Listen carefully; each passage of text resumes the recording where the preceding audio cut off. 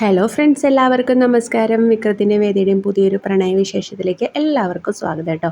അപ്പോൾ നമ്മുടെ നന്ദിനിയടുത്ത് ഇടയ്ക്കിടയ്ക്ക് പറയുന്നുണ്ട്, നീ ഇവിടെ വെറുതെ കടിച്ചു തൂങ്ങി നിൽക്കുകയാണ്, നിന്നെ അവന് ഇഷ്ടമല്ല, നിന്നെ അവൻ ഭാര്യയായിട്ട് അംഗീകരിക്കുന്നില്ല, നിനക്ക് ഇവിടെ നിന്ന് പോയിക്കൂടെ എന്നൊക്കെ ചോദിച്ച് ഇടയ്ക്കിടയ്ക്ക് നന്ദിനിയടുത്ത് ഇങ്ങനെ പറയുന്നുണ്ട് കേട്ടോ. അപ്പോൾ നമ്മുടെ വേദ തോന്നുകയാണ്, ഈ വിക്രത്തിന് തന്നോട് ഏതെങ്കിലും തരത്തിലൊരു ഇഷ്ടമുണ്ടോ, ഒരു ഫ്രണ്ടായിട്ടെങ്കിലും വിക്രം തന്നെ കാണുന്നുണ്ടോ എന്ന് അറിയാൻ വേദയ്ക്കൊരാഗ്രഹം കേട്ടോ. അപ്പോൾ ഒരു ദിവസം രാവിലെ തന്നെ വേദ എഴുന്നേറ്റിട്ട് നേരെ മച്ചിൻ്റെ മേളിൽ, അവൾ കിടക്കുന്ന റൂമിൻ്റെ സൈഡിലാണ് കേട്ടോ ഇവരുടെ മച്ച്. ആ മച്ചിൻ്റെ സൈഡിൽ മാറി നിൽക്കുകയാണ് കേട്ടോ വേദ. അപ്പം നമ്മുടെ വിക്രം രാവിലെ എഴുന്നേറ്റ് വരും, ഇങ്ങനെ ചുറ്റും നേരം നോക്കുന്നുണ്ട്, വേദന കാണുന്നില്ല.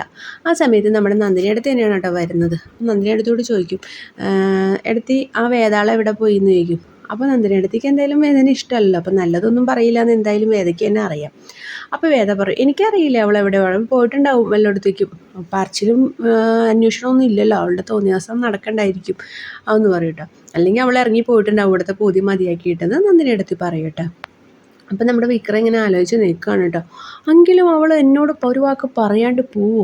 അങ്ങനെ അവൾ വേഗം പോവില്ലല്ലോ, എപ്പോഴും താലിയുടെ കാര്യം പറഞ്ഞുകൊണ്ട് നിൽക്കണവൾ എങ്ങനെ വേഗം പോവോ എന്നൊക്കെ നമ്മുടെ വിക്രം അവിടെ നിന്ന് പറയുകയാണ് കേട്ടോ. അപ്പോൾ അതൊക്കെ പറയുന്നത് നമ്മുടെ വേദയ്ക്ക് എന്തായാലും കേൾക്കുന്നുണ്ട് കേട്ടോ.